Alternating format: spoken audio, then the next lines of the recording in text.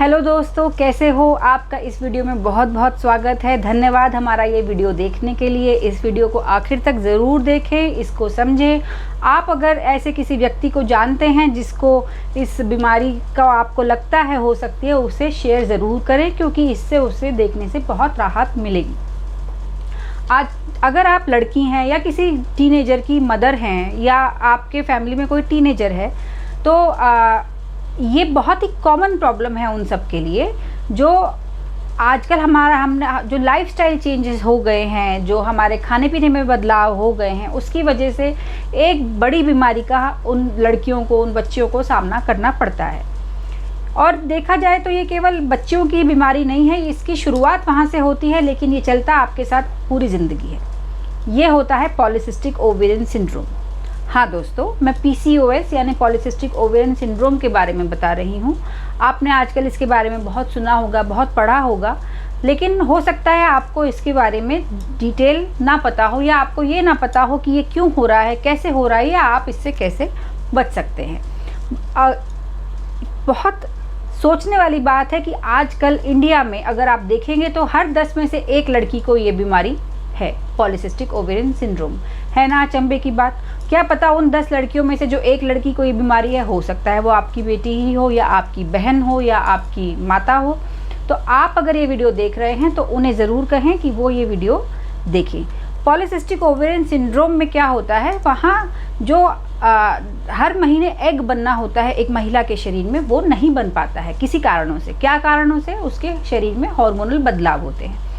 वो उस महिला में वो आता किस प्रकार है, वो उसे क्या लगता है, होता क्या है, हमें अगर ये पता हो तो हम सही वक्त पे डॉक्टर से संपर्क में आ सकते हैं। एक तो उन महिलाओं को जो पीरियड्स होते हैं, जो मासिक माहवारी होती है, वो समय पे नहीं होती है। वो कभी 1.5 महीने पे होगी, कभी 2 महीने पे होगी, कभी 3-3 महीने तक नहीं होती है। साथ ही साथ उनके चेहरे पे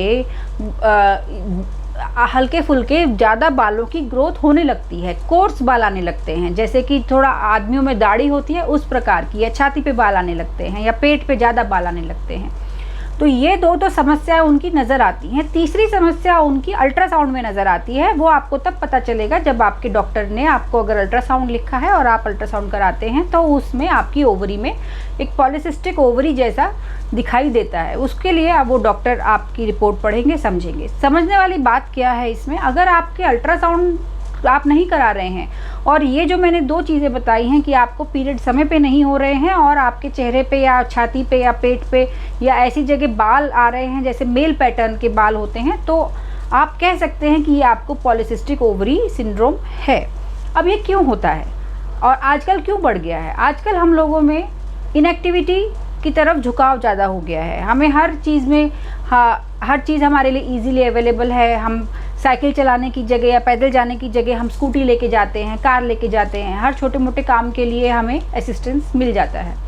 हमारी फिज़िकल इनएक्टिविटी होती जा रही है। फिज़िकल इनएक्टिविटी की वजह से क्या होता है, मोटापा बढ़ जाता है। साथ में हमारा जो खान पान है वो ऐसा हो गया है कि हमें कार्बोहाइड्रेट रिच या फिर फैट रिच, जो जिन्हें फास्ट फूड कहा जाता है, वो हम ज़्यादा सेवन करने लगे हैं। अगर हम डाइट में इस तरीके की चीज़ें ले रहे हैं तो हमें अपनी फ़िज़िकल एक्टिविटी बढ़ानी चाहिए, जो कि हम नहीं बढ़ा रहे हैं। तो इसकी वजह से मोटापा बढ़ता है और शरीर में उसके जो ये दुष्परिणाम हैं वो दिखाई देने लगते हैं।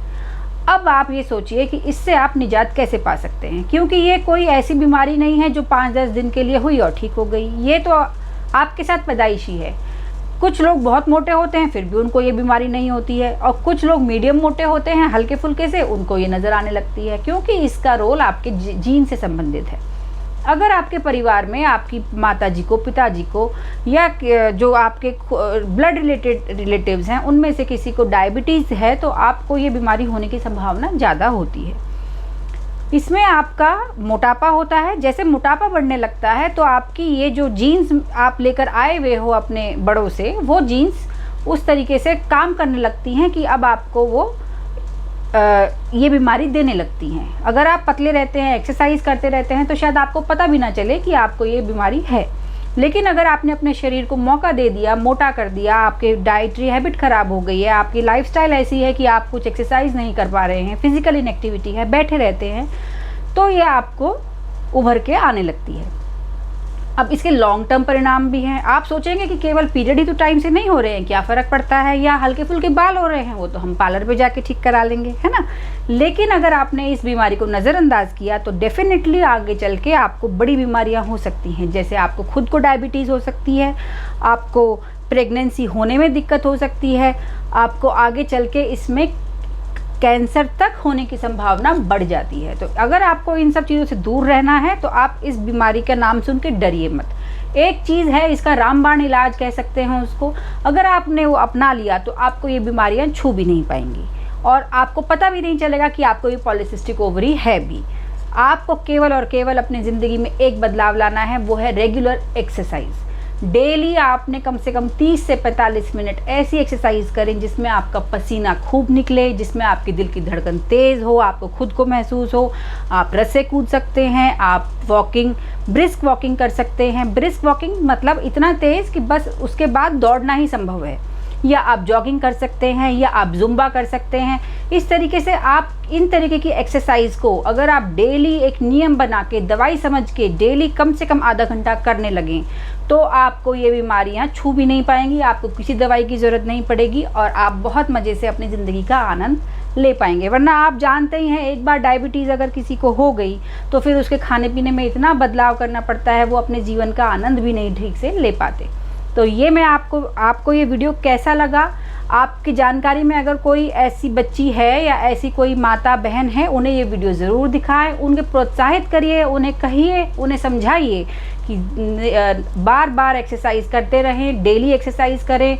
हो सकता है एक्सरसाइज करने के 3-4 महीने के अंदर उनका पीरियड ठीक आने लगे तो वो लापरवाह हो जाते हैं, पर उनको ये याद दिलाते रहिए कि एक्सरसाइज को वो एक दवाई के रूप में समझें और उसको निरंतर करते रहें ताकि वे अपने जीवन में सदा इस बीमारी के मुक्त रहें। धन्यवाद।